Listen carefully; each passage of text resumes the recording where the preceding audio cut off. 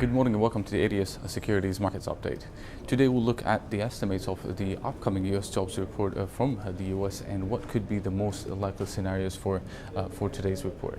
The jobs report will be released today at 12:30 GMT time, which is 16:30 Abu Dhabi time. But the estimates are somehow encouraging, showing a possible increase by 217,000 in new jobs in August compared to 220,000 in new jobs in July's meeting. And at the same time, the unemployment rate is expected to decline back toward 5.2%, down from 5.3% during the same period between August and July. However, the key data for today's report will be again the wages growth. The estimates are also to rise by 0.2% on a month-over-monthly basis and to remain stable at 2.1% on a year-over-year basis. We summarized the most available data related to the employment conditions in the US for the month of August, and we're not looking that good. Beginning with the positive data, or the positive signals basically came in from the jobless or the continuing claims, first of all. Also the employment index in New York PMI, or New York PMI manufacturing employment index. We had also the Philadelphia Fed employment and the sharp increase in the CB Consumer Confidence Index.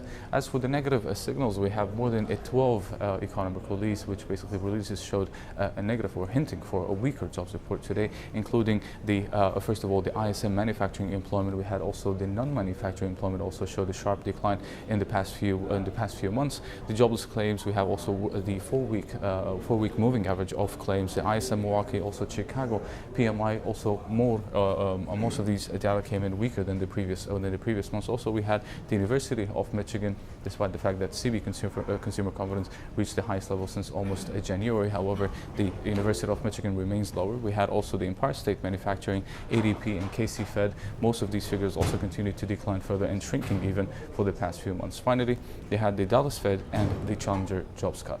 So there are many indicators that are hinting for a softer jobs report or in August compared to July's report. And moreover, and by looking back in history, August have always showed a weaker jobs report. Therefore, the probability for a softer report is more likely.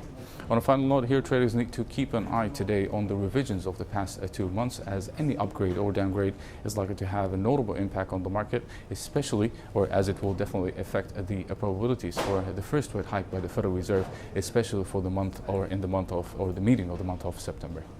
Looking quickly at some technical charts. First of all, I'll be looking at the dollar index yesterday. Yes, yesterday we broke above the 100-day moving average and also above it a total solid resistance area. However, it continued to rise toward almost 96.55, which also represents a 50-day moving average and a former support area in the past few months. But at the same time, we need to keep an eye on this level today, as this breakout could be a fake breakout.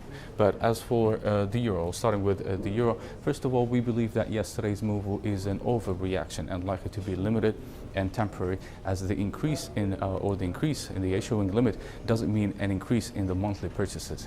Therefore, a softer jobs report today would lead to regain above 1.12 again in the coming hours. But technically, the pair basically tested its 50% retracement from the bigger cycle. First of all, from the lows of the year around 1.04 toward the recent high, which is basically around 17, and this is which basically stands at 1090. And yesterday, the pair tested that support and also continued or bounced back up, also even in the morning toward 1040 so far, or 1140 so far. But at the same time, the 50-day moving average is a very huge confluence with 50 and 100-day moving average, and I would be interested to buy such a pair right now at or above that support with a tight stop below yesterday's low.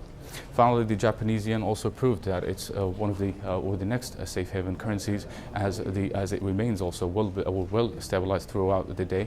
But in Asia, the pair or the dollar yen broke below its support area, which was standing at 1990 and continued to decline toward 1911 in the early morning hour. But in the meantime, a softer non-farm payroll, non-farm or U.S. jobs report will clear the way for further declines below 19. And while any short position should have a tight stop above the recent high, which is around at 120.70.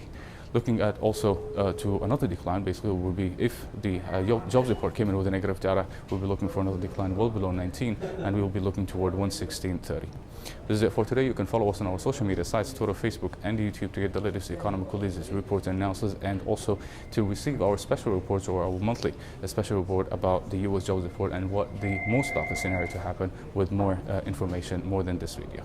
This is it for today. Thank you for watching. I'll see you again next week, and have a good weekend.